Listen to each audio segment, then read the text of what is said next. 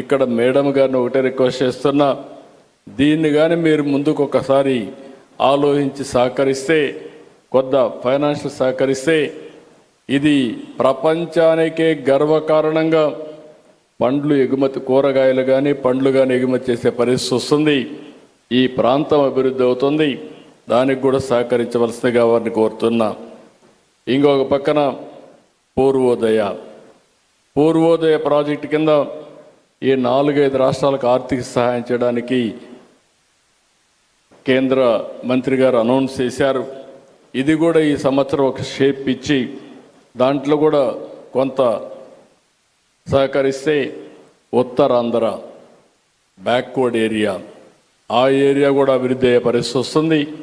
అదే మరి రాష్ట్రంలో మిగిలిన ప్రాంతాలకు కూడా కొంత సహకరిస్తే అక్కడ ప్రాజెక్ట్స్ చేసుకోవడానికి అవకాశం వస్తుందని చెప్పి తెలియజేసుకుంటూ, ఇప్పటి వరకు మీరు సహకరించిన విధానం వల్ల చాలా వరకు రికవర్ అవుతున్నాం. కానీ ఇంకా ముందుకు పోవాల్సిన అవసరం ఉంది.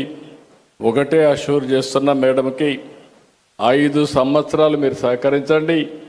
తర్వాత నిలదొక్కోవడమే కాకుండా ఈ దేశంలో ప్రగతికి ఆంధ్రప్రదేశ్ రాష్ట్రం పూర్తిగా ఒక బ్యాక్ బోన్గా తయారు చేసే బాధ్యత ఈ రాష్ట్రం తీసుకుంటామని చెప్పి హామీ ఇస్తూ